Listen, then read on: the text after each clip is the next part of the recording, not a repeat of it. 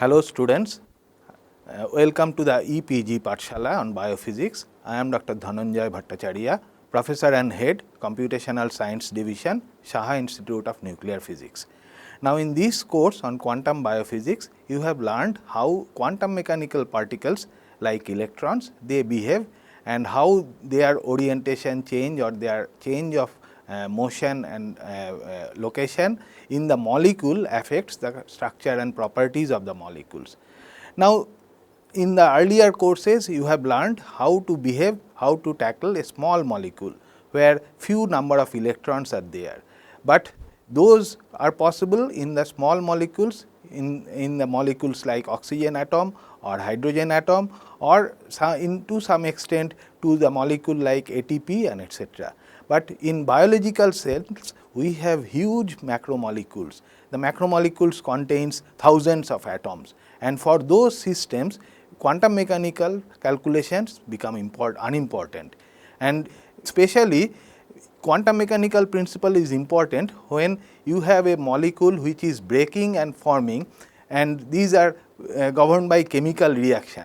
But in a macromolecular system, chemical reaction does not take place all the time. So in some cases at one certain region there will be some chemical reaction that may dictate the motion and dynamics of the other part of the molecule. So you want to understand how these are interrelated, how one chemical reaction dictates the motion of other atoms, or how the motion of some certain number of atoms dictate a chemical reaction to take place. So to understand these things we need a fast and easy approach of calculation of potential energy, and in this system, in this lecture we will try to learn potential energy, and in this series of lectures we will try to understand how these classical force field based potential energy can be used to understand the biological macromolecules and biological systems.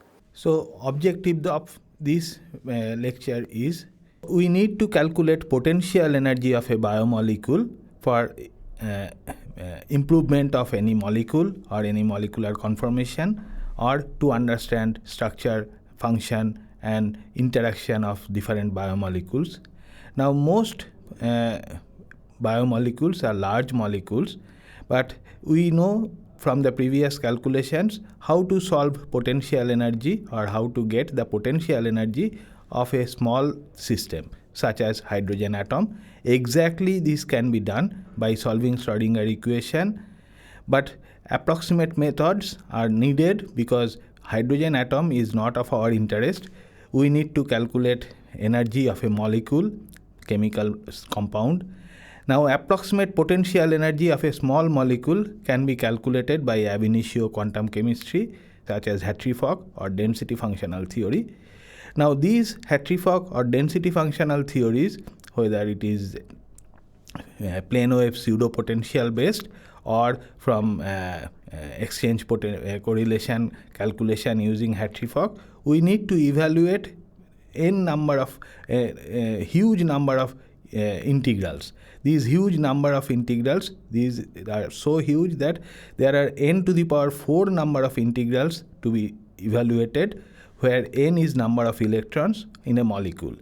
Now for a small molecule like benzene, we have some 6 into 6, 36 plus 6, around 42 electrons. But in a biological macromolecule such as a protein of moderate size, there are approximately 200 residues, and each residue contains about 10 atoms, and each of these atoms contain around 6 to 8 electrons. So there are huge number, and so evaluation of such huge number of integrals are impossible. Now potential energy of biomolecules considering electrons also follow standard laws of physics such as Coulomb's law, Newton's law, etc. Now electrons move very fast, and hence their different treatments were necessary. They are quantized and they follow Born-Oppenheimer approximation, they follow Heisenberg uncertainty principle, but for such electronic movements generally are needed for estimating chemical properties such as chemical reaction when a molecule is breaking into smaller fragments, or two molecules are combining into a bigger molecule. So for such situations, we know that electronic rearrangement takes place, and so we need to calculate their exact and accurate energies considering the electrons also. But physical properties of a molecule, such as its shape, its size, its flexibility, its dynamic, etc., can be obtained without considering the exact positions and readjustments of the electrons, but average electron density. So we need charge interaction, electronic wave function that solved by solving Schrodinger equation or Hartree-Fock equation, or density functional theory can be obtained for smaller molecules, smaller fragments, and then from these wave functions we can calculate the electron density rho at different points around the molecule from the wave function psi. Now these rhos can be used to obtain total electron density near each of the atoms of the molecule. As shown in this next slide, that in a molecule there are several orbitals. These orbitals are actually locations of the electrons, or these orbitals are obtained from the probability density of finding electrons at different locations, and these probability densities are in effect obtained from the wave function psi, which were obtained from solving Hartree-Fock equation or density functional theory. Now these orbitals mean there are these electrons, these red electrons or blue electrons, they are moving around two atoms in a covalent bond. Now these electron density on two atoms can be subdivided into different fragments as shown by the lines in between crossing the orbitals. That means these regions, part of it are in one atom, and these electrons are residing in another atom. Similarly, these electrons are residing on this atom we can consider, and we can consider these electrons are residing on these atoms. And so now we can find out sum total of the electron density in this region, and there is a nucleus with positive charge at the center. So summing up these electron density with negative charge and the density of positive charge, we can find out the net charge on this atom. Similar thing we can do for this atom, we can also do for these atoms to find out the net charge on these atoms. Definitely we have to consider these electrons and also consider these electrons. So summing over all these electrons and considering the nuclear charge located at this point, this is definitely carbon having more nuclear charge, 6 positive, whereas these are hydrogens having 1 positive. So we definitely need less electrons. We would obtain less amount of electrons at this side and more electrons coming from different atoms at this side. And so these summing up together will give rise to some partial or net non-neutralized charge on these atoms. Now in a case of benzene or methane or ethane, we know that these partial charges are nearly zero. That means whatever electrons were there on surrounding a hydrogen, same amount of proton charge also was there on that nucleus. But when there are molecules consisting of carbon, oxygen, nitrogen, hydrogen, etc., these atoms have differential electronegativity. So some hydrogen atom connected to a nitrogen, bonded to a nitrogen, may have less amount of electron as compared to the connected nitrogen atom. Same thing is true for oxygen and hydrogen, oxygen and carbon and all those. So these different amounts of electronegativities will give rise to different electron densities around different atoms, and from that we will be able to find out their partial charges. And we always see that partial charges are more positive for hydrogens, particularly connected to oxygen or nitrogen. Partial charges of nitrogen or oxygen are more negative, that is, more amount of electrons are occupied around the oxygen or nitrogen atoms, and they come from the electronic probability density around the atoms, appropriate atoms. Now these partial charges then will interact through Coulomb's law, because Coulomb's law not only dictates the interaction between atoms with net positive charge like sodium ion or chloride ion, but they also dictate the interaction between atoms which have small amount of charges. And these net Coulombic interaction is dictated by Qi into Qj by 4 pi epsilon 0 epsilon Rij, where these Qi and Qj are considered as the fractional partial electronic charge. The epsilon 0 is vacuum electric conductivity, and then this epsilon is relative dielectric of the medium. Rij is the distance between the two charges. And when we consider the Qi and Qj in fraction of electronic charge, when we consider the epsilon 0 as with the appropriate unit, and then we convert the energy in terms of kilocalories per mole, then in that case all these clubbed together comes as a constant k Coulomb, we can say, and its value is 332 approximately.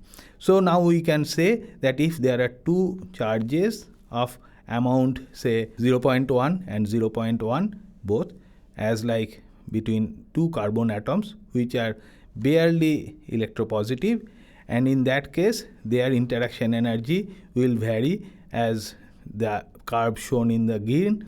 So they will be always repelling each other. Their energy will be very high when the distance is short. This very high positive, that means they are repelling, and their interaction energy will be close to 0 at large distance. Same thing when two hydrogen instead of two carbon atoms, one hydrogen and one oxygen atom interact. One of the oxygen atom has a negative partial charge, the hydrogen atom has a positive partial charge, so their net interaction is negative at all distances. And since these values of partial charges are high for oxygen and hydrogen, this interaction energy also you see is very high. They are shown by the red color. Now in this kind of biomolecule, as we see, there are hydrogens connected to the nitrogen in blue. There are carbon atoms shown in orange. There are oxygen atoms shown in red.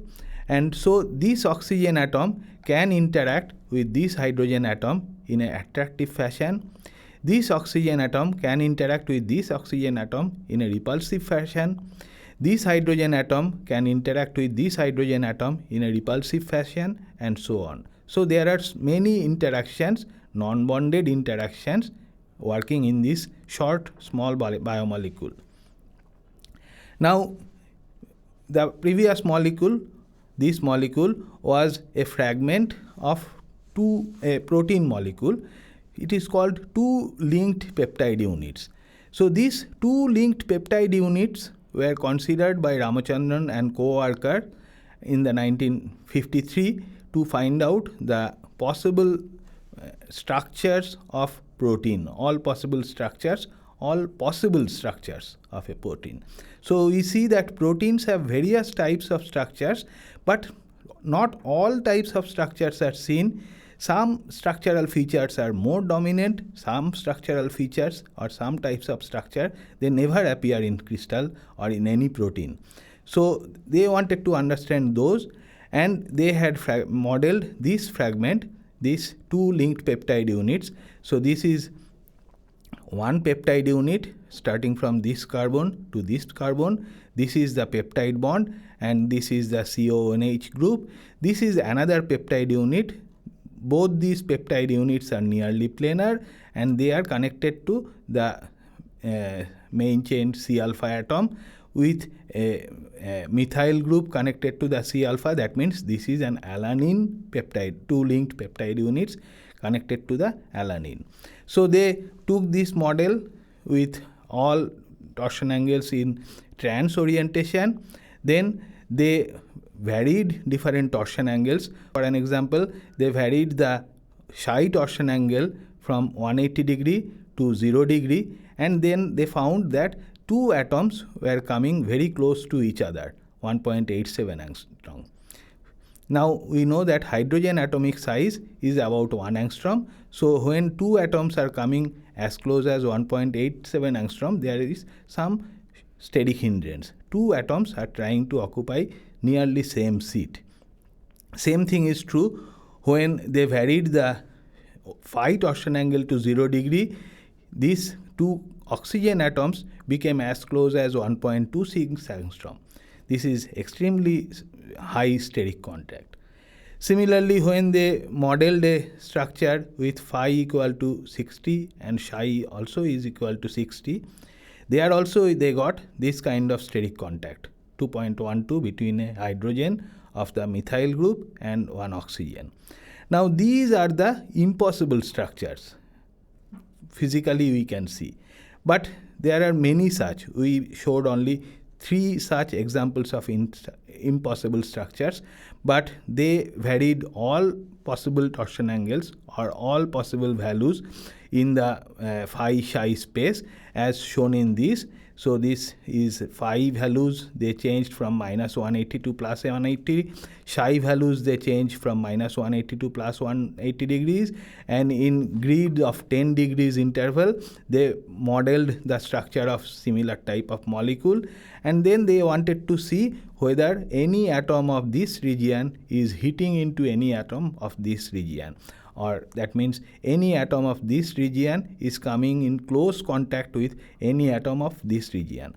Now, what do we call a close contact? They analyzed all the available crystal structures of different types of molecules, may not be biomolecule, but maybe chemical molecules also. And then they found that generally a nitrogen atom can come as close as 2.7 angstrom with respect to another nitrogen atom. Or a nitrogen atom is seen to come as close as 2.7 angstrom with respect to an oxygen atom. Or a nitrogen atom to carbon atom, the distance, minimum distance they found was 2.9 angstrom.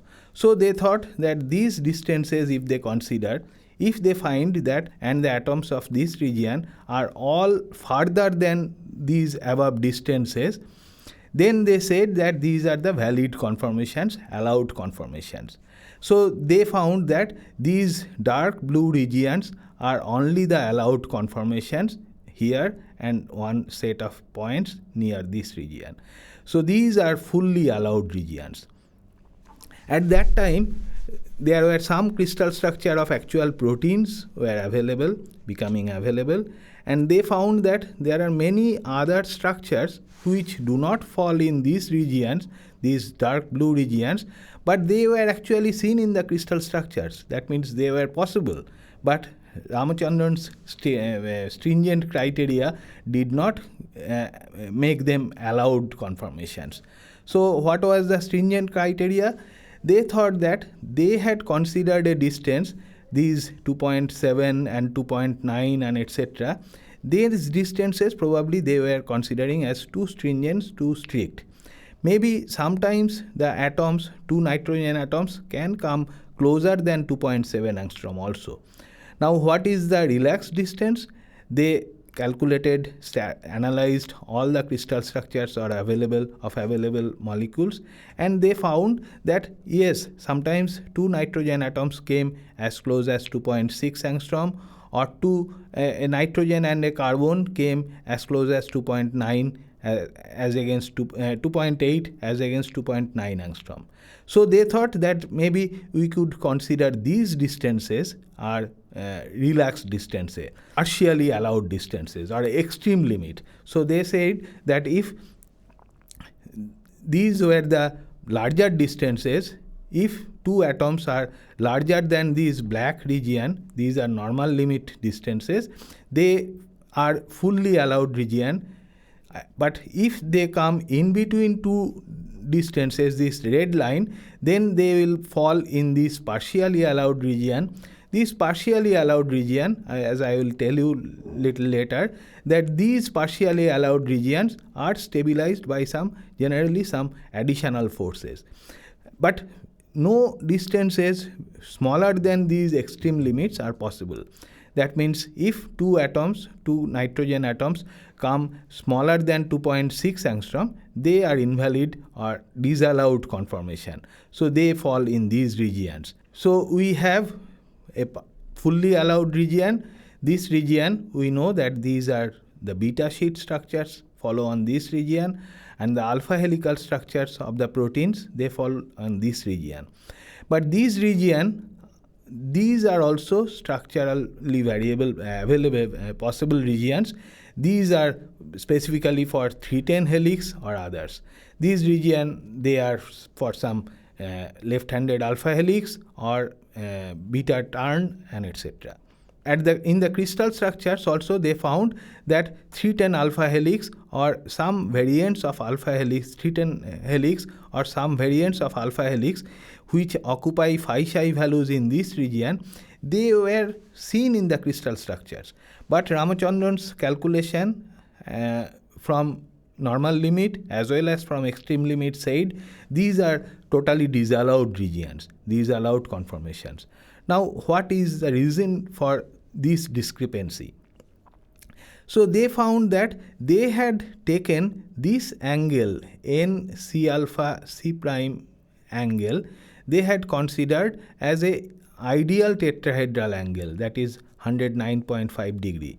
But then when they analyzed the structures of different compounds, organic compounds, they found that such N C alpha C type of bond can have various different angles also, as small as 105 degree or as large as 115 degree. So when they allowed this angle to be varied, so that means they then modeled two sets of structures and with different angles at this region, this N C alpha C prime, and then followed the same procedure of obtaining structures of all these different compounds, all these different conformations, and then calculated the allowed and partially allowed and fully allowed regions. And then they found that this bridging region between the beta sheet region and the alpha helix region, they are becoming allowed conformations. So that means in Ramachandran plot, they had considered two distances. One distance is normal limiting distance, and larger than the normal limiting distance, the energy probably is 0. They don't need any additional stability. In between the normal limiting distance and the extreme limiting distance, they require some amount of stabilizing force, and smaller than extreme limiting distance, the structures are impossible. And also they found that these angle can be slightly variable. Now, we know that we have the atoms. The atoms have nucleus at the center and electrons surrounding the nucleus. So electrons are generally supposed to be uniformly distributed about the nucleus, as shown in these top figures. But electrons are very rapidly moving elements or very rapidly moving particles, or having dual particle and wave nature. So it may happen that most of the electrons from one side is accumulated on one side. So most of the electrons from surrounding the nucleus are accumulated at one side. Now this will give rise to a dipole moment of this atom. This dipole moment obviously will induce some dipole moment on the nearby atoms also. For example, this region is becoming positively charged and they will try to attract some more electrons towards it. So the third situation will appear where most of the electrons of the nearby atom also becomes accumulated on the same side of this atom. So that means another dipole moment is formed in a nearby atom. These two dipole moments will now interact with each other.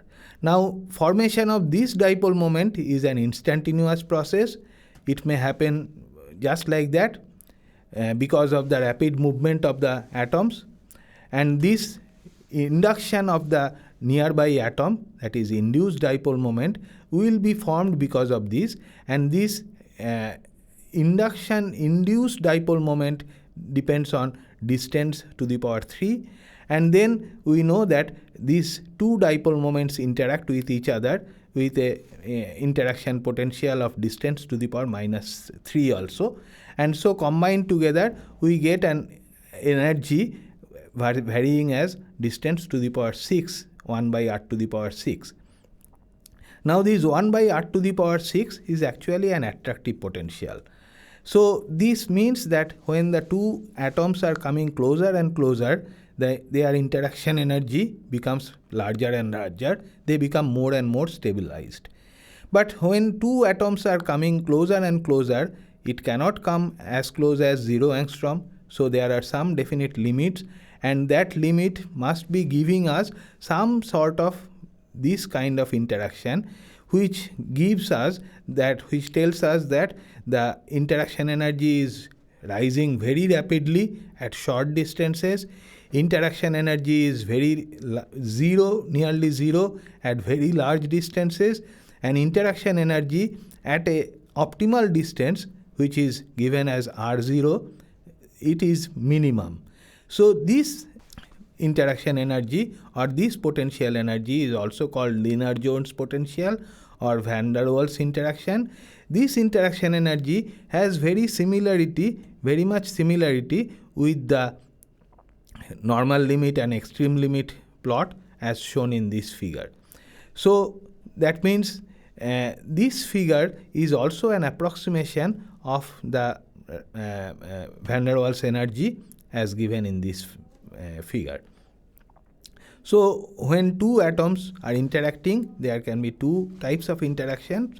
One is Coulomb interaction due to the static permanent charges, partial charges on the atoms, and also due to the van der Waals interaction, which is because of instantaneous dipole moment and induced dipole moment of the two atoms. Now we know that, and also we have seen that the bond angles are not static. They do not remain always same, as like tetrahedral carbon atoms can have bond angle of 109 degree, 105 degree, 115 degree, and so on. Same thing is true for bonds also. The two bonds, their distances is not always fixed. They can enlarge. When they enlarge, the distance becomes, the energy becomes larger than the energy or the 0 point energy. They can contract also. When they contract, the interaction energy becomes again larger. So this dark line, solid line, is the actual energy calculation using high level quantum mechanics or using experiment also. But in normal situation, in a biomolecule, we do not expect such huge deformation of bond lengths to take place. And so if we consider only a short region of bond length expansion, we can think this part is a harmonic, and so the potential energy can be considered as like Hooke's law, half k bond into b minus b0 whole square, where b0 is the limiting distance when the energy is 0, and b is the actual bond length. It can be larger and shorter than the equilibrium value. Same thing is true for bond angles. These bond angles also can be variable as shown by Ramachandran plot also, and so this bond angle variation also definitely will be due to will cost some energy, and this energy is again approximated as Hooke's law type of thing. That means theta minus theta 0 whole square, where theta 0 is the equilibrium value for tetrahedral carbon. This equilibrium value will be 109.5, or for sp2 carbon this equilibrium value will be 120 degree, and theta can be approximately actually the value of the bond angle at that particular situation.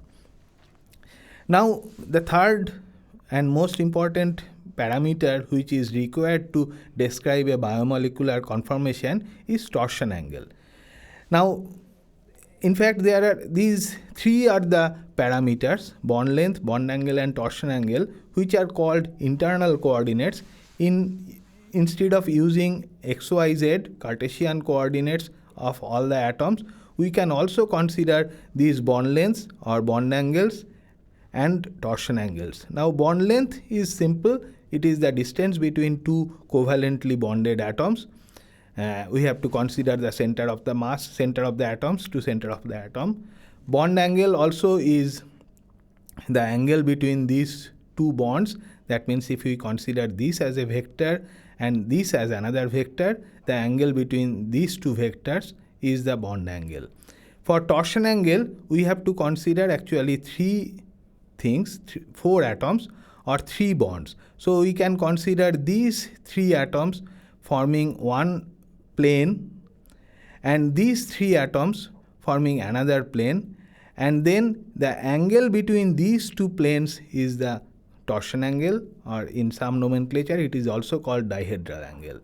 So if we see, instead of in this view, if we try to look down this central axis or along the middle bond, in that case we will see the torsion angle as this. So this is again the angle between this atom and this atom, and so this is one plane, and the second plane is formed by this atom and this atom. And we see that in protein we have phi, psi and omega, three torsion angles. So phi is generally n C alpha C prime n is the phi,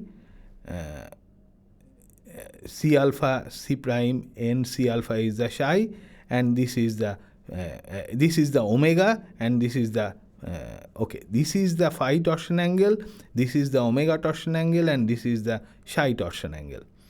So this omega torsion angle is generally 180 degree because there is a induced double bond character in this C prime n bond. So from the bond length, bond angle, torsion angles, we can also obtain the XYZ coordinates, or from XYZ coordinates we can obtain the bond length, bond angle, torsion angle, and our energy terms are with respect to bond length, bond angle, torsion angle, and also the distances, interatomic distances. Now we have already discussed how the energy varies with respect to bond, or how the energy varies along with angle. But what happens when torsion angle is varied? We see that this is a simple ethane type of molecule. In this molecule, these are the orbitals which are containing the electrons, and these are another set of orbital, and these orbitals will interact with each other. So this orbital will interact with this orbital in a repulsive fashion, because both these orbitals are consisting of electrons. So these electrons will hate to come close to another set of electrons because both of them are negatively charged. So when we change the bond torsion angle, by changing the torsion angle, we can actually push this set of electrons far from these electrons. And so we have different orientations. For example, when the torsion angle is 0 degree, the interaction between the two sets of orbitals in this atom from this atom, they are closest to each other. So that will give rise to a maximum high energy, repulsive energy. When the torsion angle is 60 degree, the electron clouds will be farthest from each other. So the energy will be 0. When the torsion angle is 120 degree, again the electronic cloud will be close to each other, the energy will be high, and so on. So this kind of curve can be expressed as this equation. The torsion angle energy is equal to a force constant into 1 plus cos 3 phi. Now this is true for ethane-like molecule, where both of these are tetrahedral carbons, so that means they have 3 atoms connected to this atom and 3 atoms connected to this atom. But when it is ethylene type of molecule, when there is a double bond in the central bond, and there are 2 atoms connected to this carbon and 2 atoms connected to this carbon. At this situation, we do not have the threefold axis, but we have this kind of situation. One type of structure is possible at torsion angle equal to 0. Another type of structure is possible when torsion angle is equal to 90 degree. Another type of structure is torsion angle equal to 180 degree. And the third is torsion angle equal to 270 degree. So that means we have some such equation, that energy phi equal to k phi into 1 plus cos 2 phi. Now for a molecule, if we had a molecule like this, ethylene-like molecule, but without this double bond character here, then this could have been one of the best conformation, this phi equal to 0 or phi equal to 180 degree. But because of this double bond character, we cannot really get a phi equal to 0 or phi equal to 90 degree as a conformation. Phi equal to 90 degree will be very much unstable, because in that case this double bond will break. So the structure with really ethylene with a double bond will have a minima at phi equal to 0, another minima at phi equal to 180 degree, and a maxima at actually phi equal to 90 degree. So this can be achieved, this kind of energy can be achieved by adding this phase angle 180 degree. So the actual potential due to variation of torsion angle of a system of ethylene-like molecule is E phi equal to k phi into 1 plus cos 2 phi minus 180 degree. So this minus 180 degree phase difference moves this conformation, conformation at 0 degree as more stable, the conformation at 90 degree less stable with high energy, conformation at 180 degree more stable with low energy, and so on. So we have 3 terms: energy variation due to bond length, bond angle, and torsion angle. In this system, one of these may be a sp2 carbon with 2 bonds, the other one can be an sp3 carbon with 3 bonds. In that case, the energy will not be like green one or the blue one. The energy can be like this one. Or when we have a ethane-like molecule with some substitution, so instead of hydrogen, if we have bromine or another methane molecule at this side, at that time also we will have the energy as like this. So this type of energy can be obtained by adding both these one term and this term together. So these two will give us an energy of this fashion. So we have all these different types of energy coming. Now the molecules we discuss, they are not static molecules. As like electrons are not static particles, the molecules also are not static, they vibrate as shown in this movie. Now this movie is obtained from quantum chemical calculation of a molecule which resembles like adenine but not really an adenine. It is a chemical chromophore for analysis of fluorescence studies. Now these, as like this hydrogen carbon bond length, all these hydrogen nitrogen bond length or these hydrogen carbon bond length, all of these are actually vibrating in normal situation, even at 0 degree Kelvin. These are 0-point vibrations. We cannot get rid of these. These are there always in any molecule. Now their frequencies are obtained from different experiments like infrared spectroscopy, or they can be also calculated from high-level quantum chemical calculation. So these indicate that these vibrations like OH or NH, they occur at a frequency of 3200 to 3600 centimeter inverse, that is a time period of about 9.8 femtosecond. The CH vibrations take place at slightly smaller wave number and with a larger time period. The OCO stretching, asymmetric stretching, they take place in this region. So from these values of the frequencies, which are sometimes measured from experiments or sometimes calculated from quantum chemistry, are converted into the actual force constant values. So these force constant values, I have given a sample one, a representative one. So for non-bounded parameters, we need the epsilon 0, that is the energy, van der Waals energy at the equilibrium value. For hydrogen, the equilibrium value R star or R0, as I used in my equation, is 3.4. The partial charges for all these atoms are for main chain atoms of protein. So their partial charges are given like this. You see that C prime atom has a high positively charged atom, and the oxygen connected to the C prime is also highly negative. The nitrogen is highly positive. The hydrogen connected to the nitrogen is highly positive, whereas the hydrogen connected to the carbons are not so positive, or the carbon, that means the C alpha atoms, are not very negative.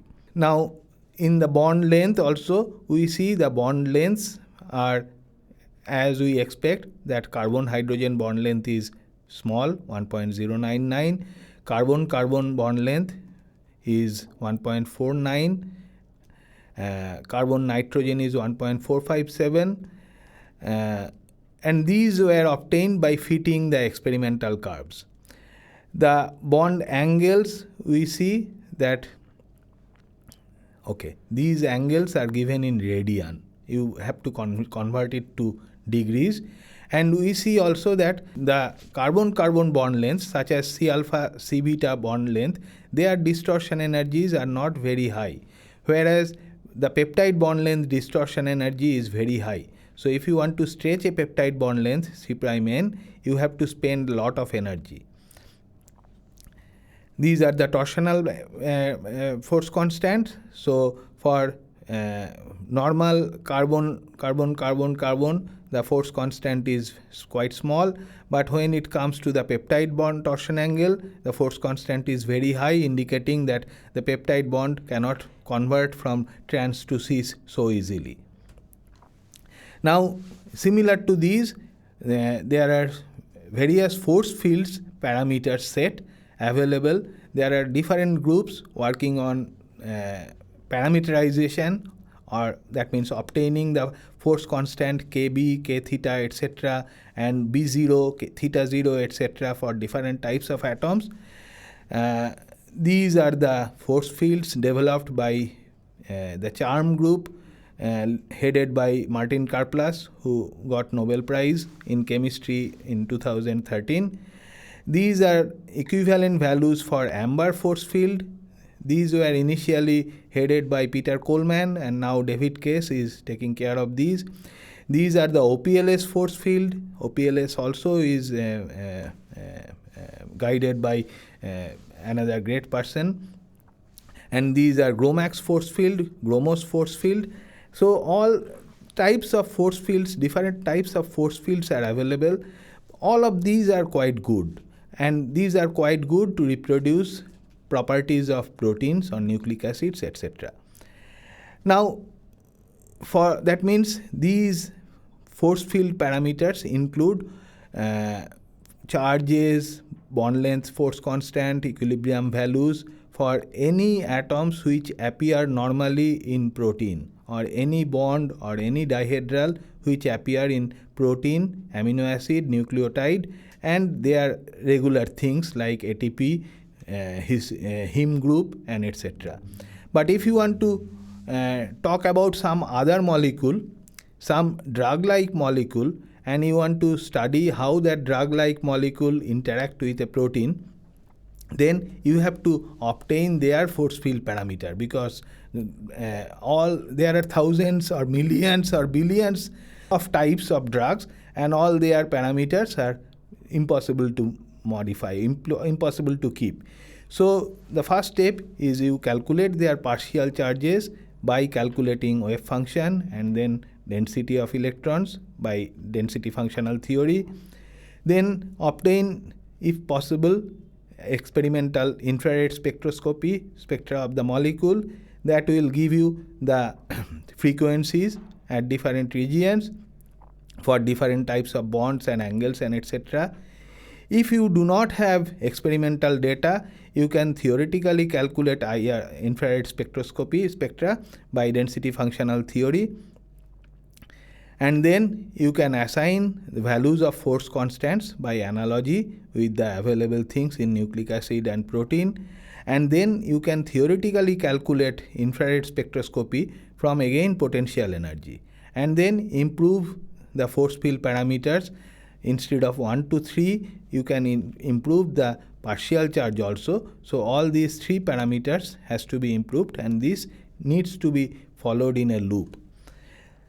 Now these are, if you want to do everything by yourself, but fortunately there are several programs or servers available in the network nowadays, internet. This is one such server, which is called SwissParam. In this server, if you upload the structure of your drug-like molecule, you can calculate the force fields in the CHARM format or for the GROMACS format.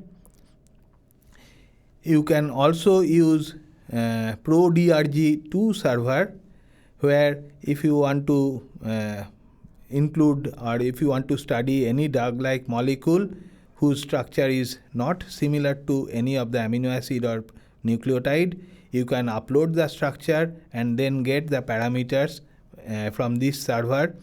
These parameters they give are for GROMOS compatible parameters, or you can use this ATB, automatic topology builder, to calculate those parameters.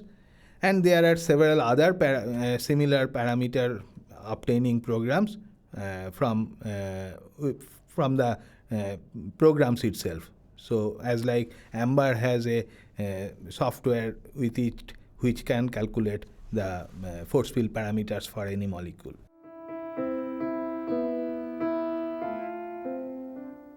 So in summary, we have discussed about force field expression, how to calculate rapidly the energy of a molecule, whether it is a small molecule or a macromolecule, and for this purpose we have made use of some force field parameters.